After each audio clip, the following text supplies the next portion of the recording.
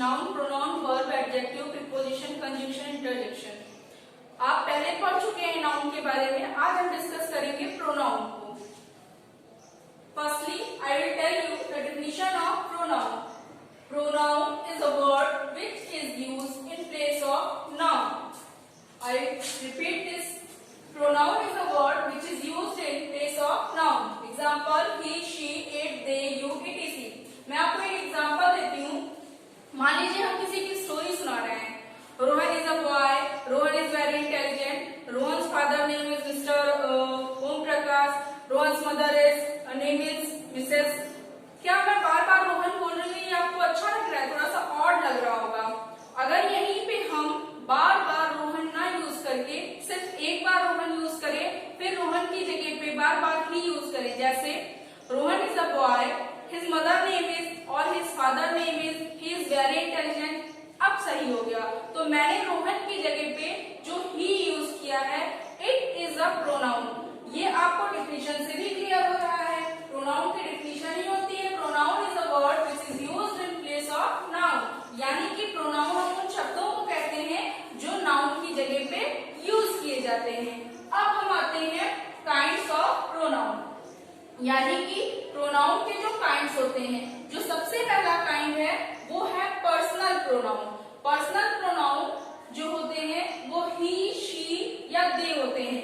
Personal pronoun का मतलब होता है जब हम किसी पर्सन को डिनोट करते हैं। जैसे अगर हमें राम है तो राम तो नाउन हो गया। अगर हमें राम की जगह पे कोई प्रोनाउन यूज करना है तो हम क्या यूज करेंगे? ही। अगर हमने सीता लिखा है और सीता पर्सन ही तो है, और सीता की जगह पे अगर कोई प्रोनाउन यूज करना है तो हम शी यूज करेंगे। अब बात ये तो सिंगल पर्सन की आ गई, लेकिन अगर एक जगह पे राम, श्याम, सीता, गीता, मोहन, बहुत से लोग हैं और हमको सबको उन्होंने डिनोट करना है तो हम क्या लिखेंगे? दे। तो पर्सनल प्रोनाउन जो होते हैं वो किसी पर्सन को डिनोट करते हैं, इसीलिए इनको हम पर्सनल प्रोनाउन कहते हैं। और इनके एग्जांपल होते हैं ही, शी, दे। मैंने लिखा भी है सी इज गोइंग टू मार्केट, यानी कि यहाँ पे कोई फीमेल कैंडिडेट जो है वो मार्केट जा रही है। उसका नाम ना लिख करके हमने उसकी जगह पे क्या लिख दिया है? शी। तो यहाँ पे प्रोनाउन क्या हुआ आपका? शी। और शी किस टाइप का प्रोनाउन है? Personal pronoun. अब हम आते हैं नेक्स्ट पे, डिमॉन्स्ट्रेटिव प्रोनाउन। डिमॉन्स्ट्रेटिव प्रोनाउन हमेशा नॉन लिविंग थिंग्स के लिए यूज किए जाते हैं। इनके एग्जांपल होते हैं दिस और दैट। जैसे कि अगर वहां पे चेयर पड़ी हुई है या टेबल पड़ी हुई है और हमको बताना है कि वहां पे टेबल है या चेयर है, तो हम बोलेंगे दिस इज माई बैग और दैट इज चेयर, यानी कि वहां पे एक कुर्सी है। ठीक है, तो जो दिस और दैट होते हैं वो हमारे डिमॉन्स्ट्रेटिव प्रोनाउन होते हैं। Next one is interrogative pronoun. Interrogative pronoun आप अच्छी तरीके से जानते हैं। इंट्रोगेटिव का मतलब ही होता है क्वेश्चन वर्ड, यानी कि व्हिच, व्हाट, वेयर, व्हेन, ये सारे के सारे इंट्रोगेटिव प्रोनाउन होते हैं। जब हम कभी किसी से क्वेश्चन पूछते हैं तो वो इंट्रोगेटिव प्रोनाउन होते हैं। जैसे मैंने एग्जांपल भी लिख रखा है, व्हिच, व्हाट, वेयर। एग्जांपल है व्हिच इज योर वॉच, यानी कि बहुत ढेर सारी घड़ियां रखी हुई हैं। उसमें कोई पर्सन, मान लीजिए मोहन और सोहन दो फ्रेंड्स हैं और बहुत ढेर सारी वॉच रखी हुई है, तो उसमें मोहन सोहन से पूछता है कि इसमें से तुम्हारी घड़ी कौन सी है। ठीक है, तो यहाँ पे यही पूछा गया है व्हिच इज योर वॉच, यानी कि इसमें से तुम्हारी घड़ी कौन सी है। तो which is a question word, that's why it is a interrogative pronoun. I hope you will understand. The next one is possessive pronoun. Possessive pronoun always denote a possession, यानी कि एकाधिकार। पोजेशन में ये होता है कि जैसे हमारी कोई चीज है, मेरे पास में ये स्टिक है, मुझे ये बताना है कि ये मेरी ही है। It means I am showing here the possession of this thing, यानी कि मैं अपना अधिकार इस चीज पे दिखा रही हूँ। जैसे अगर मान लीजिए हम लोग क्लासरूम में बैठे होते हैं और हमारा बैग कोई और टच करने लगता है, हम कहते हैं इसको मत टच करो, ये मेरा है। इट मीन्स कि हम वहां पे अपने पोजीशन को शो कर रहे हैं। तो पोजेसिव प्रोनाउन जो होते हैं उसमें हम अपने अधिकार को शो करते हैं, और उसको डिनोट करने के लिए जो वर्ड्स आते हैं वो है माइन, योर्स, अवर्स। तो possessive pronoun always show the possession. That's why it is known as possessive pronoun. Example: this pen is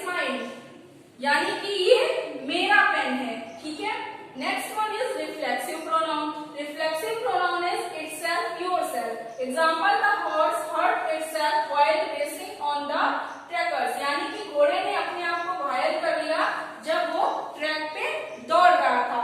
reflexive pronoun में जो है वो ये वर्ड्स यूज होते हैं, जैसे इटसेल्फ है, योरसेल्फ है। अब जो रिफ्लेक्सिव प्रोनाउन होते हैं और एम्फैटिक प्रोनाउन होते हैं, इसमें आप कंफ्यूज हो सकते हैं। क्यों होंगे कंफ्यूज? क्योंकि इसमें भी itself, yourself, myself, themselves use होता है, और जो एम्फैटिक प्रोनाउन होते हैं उसमें भी माईसेल्फ, इटसेल्फ, योरसेल्फ ये यूज होता है। तो अभी दोनों में डिफरेंस क्या है आप ये जानना चाहेंगे। देखिए, जब कभी भी रिफ्लेक्सिव प्रोनाउन यूज होगा तो रिफ्लेक्सिव प्रोनाउन जो होता है वो हमेशा और हमेशा आफ्टर वर्ब यूज होता है, यानी कि जो वर्ब होती है उसके बाद में रिफ्लेक्सिव प्रोनाउन यूज होता है। यानी कि अगर किसी सेंटेंस में इटसेल्फ, माईसेल्फ, देमसेल्फ, योरसेल्फ ये सारी चीजें वर्ब के बाद में आई होंगी तो वहां पे वो रिफ्लेक्सिव प्रोनाउन हो जाएंगी।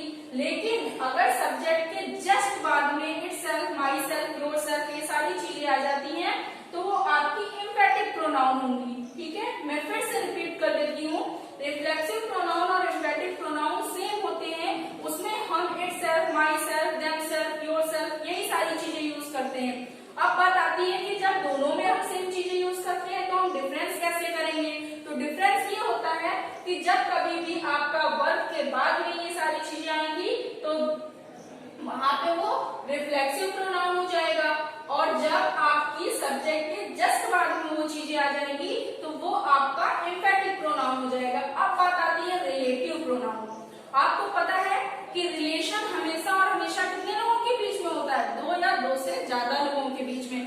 कभी भी रिलेशन एक इंसान के बीच में नहीं हो सकता है। इसीलिए यहाँ पे जो रिलेटिव प्रोनाउन होते हैं उसको हम वहीं से कनेक्ट करके देखेंगे। जैसे अगर फ्रेंडशिप होगी दो लोगों के बीच में होगी, किसी भी फैमिली यानी कि हमारा अगर रिश्ता होता है हमारे पड़ोसी से तो भी दो फैमिलीज होती हैं, तो रिलेटिव प्रोनाउन में भी यही चीज होती है। और उसको जो है डिनोट करने के लिए हम क्या यूज करते हैं, हु, विच और दैट। अब हु, विच ये दोनों तो इंट्रोगेटिव प्रोनाउन भी होते हैं, तो आप कैसे जानेंगे कि ये रिलेटिव प्रोनाउन है या फिर ये इंट्रोगेटिव प्रोनाउन है। तो इंट्रोगेटिव प्रोनाउन होगा तो सबसे बड़ी पहचान उसकी होगी कि in the last of the sentence we will always use question mark. अगर वो इंट्रोगेटिव प्रोनाउन होगा तो सेंटेंस के लास्ट में डेफिनेटली 100% क्वेश्चन मार्क लगा हुआ होगा।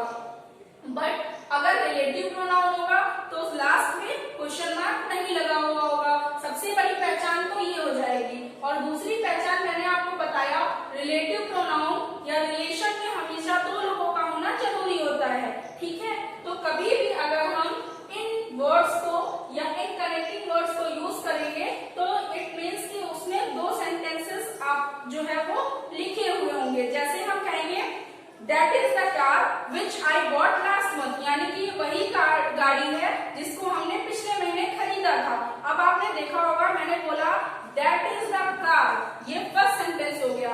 दूसरा मैंने बोला विच आई बॉट लास्ट मंथ, फिर अगर हम बीच को हटा भी देते हैं तो आई बॉट लास्ट मंथ, दोनों सेंटेंसेस को सेपरेट करने पे उनका कंप्लीट मीनिंग निकल रहा है। लेकिन हमने उन दोनों सेंटेंसेस को किस वर्ड से कनेक्ट किया, विच से, है ना। तो दोनों सेंटेंसेस के बीच में जो रिलेशन को शो कर रहा है वो हमारा कौन सा वर्ड है, विच। इसीलिए which is a relative pronoun. अब हम इस सेंटेंस में देखते हैं जो मैंने एग्जांपल लिखा है, this is the man who cheated us, यानी कि ये वो आदमी है जिसने मुझे धोखा दिया। अब यहाँ पे एक ही इंसान के बारे में बात हो रही है लेकिन दो सेंटेंस कहे गए हैं और उनको कनेक्ट किया गया है हु से, that's why it is a relative pronoun. तो ये हमेशा याद रखिएगा कि रिलेटिव प्रोनाउन में जो ये वर्ड्स यूज होते हैं वो कनेक्टिंग वर्ड्स होते हैं, यानी कि हमेशा और हमेशा दो लोगों के बीच में या दो सेंटेंसेस के बीच में रिलेशन को शो करते हैं, इसीलिए हम इन्हें रिलेटिव प्रोनाउन कहते हैं। अब बात आती है रेसिप्रोकल प्रोनाउन। रेसिप्रोकल प्रोनाउन वो होते हैं जब हम किसी चीज को जैसे each other, one and other, यानी कि इसमें दो या दो से ज्यादा लोगों की बात होती है। जैसे एग्जांपल लिखा है distribute these mangoes with each other boys in the class, यानी कि एक टीचर है या कोई आया है और वो बहुत खुश थे उस दिन, उन्होंने ये कहा कि जाओ ये आम ले जा करके क्लास के हर एक बच्चे को दे दो, यानी कि वो जो मैंगो डिस्ट्रीब्यूट करने थे क्लास में वो हर बच्चे को देने थे। तो उस क्लास में बैठे हुए सारे बच्चों को उन मैंगोज को डिस्ट्रीब्यूट करने के लिए अब ये नहीं बोला गया, वो बोलते हैं अगर जाओ राम को दे देना, श्याम को दे देना, मोहन को दे देना, सीता को दे देना, गीता को दे देना, तो हो सकता है कि किसी बच्चे का नाम छूट जाता। लेकिन उन्होंने जब ये बात कह दी कि distribute these mangoes with each other boys in the class, तो जो डिस्ट्रीब्यूट करने गया था वो अपने आप ऑलरेडी समझ गया कि इन मैंगोज को हमको क्लास के हर एक बच्चे को डिस्ट्रीब्यूट करना है। इसीलिए ईच अदर और one and other is known as reciprocal pronoun. The last one is indefinite pronoun. जैसा कि आपको वर्ड से ही पता चल रहा है, इनडेफिनिट, इनडेफिनिट का मतलब होता है अनिश्चित, और ये वर्ड जो होता है ये हमेशा यूज होता है।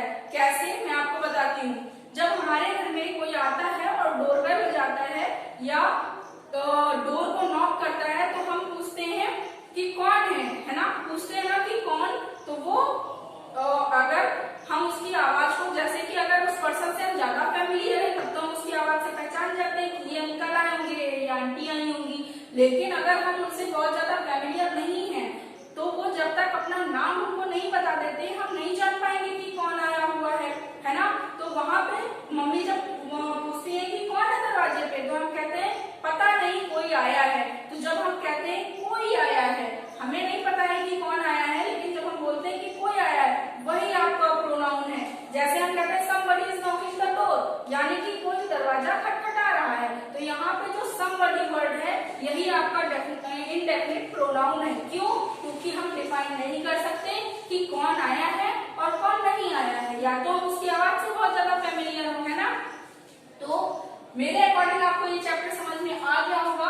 पर्सनल प्रोनाउन में किसी पर्सनल पर्सन की बात की जाती है, डिमॉन्स्ट्रेटिव प्रोनाउन में नॉन लिविंग थिंग्स की बात की जाती है जैसे दिस दैट, इंट्रोगेटिव प्रोनाउन में क्वेश्चन वर्ड्स आते हैं, पजेसिव प्रोनाउन में पोजीशन शो किया जाता है, रिफ्लेक्सिव प्रोनाउन में इटसेल्फ योरसेल्फ आता है। इसकी ये पहचान होती है कि इटसेल्फ योरसेल्फ वर्ब के बाद में आता है। एम्फैटिक प्रोनाउन में भी सेम चीजें आती हैं, बट डिफरेंस ये होता है कि एम्फैटिक प्रोनाउन में सब्जेक्ट के जस्ट बाद में यूज होता है।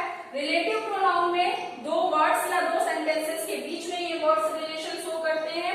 रेसिप्रोकल प्रोनाउन में क्लास में या बहुत ढेर सारे लोगों के बीच में जब चीजें डिस्ट्रीब्यूट करनी होती है, उसको जिस वर्ड्स के थ्रू हम डिनोट करते हैं उन्हें हम रेसिप्रोकल प्रोनाउन कहते हैं। इनडेफिनिट प्रोनाउन में हम जब नहीं जानते हैं कि कौन आया है या किसने ये काम किया है, उन वर्ड्स के थ्रू जब हम रिप्रेजेंट करते हैं तो उनको हम इनडेफिनिट प्रोनाउन कहते हैं। I hope you will understand this chapter. It is the type of second parts of speech that is known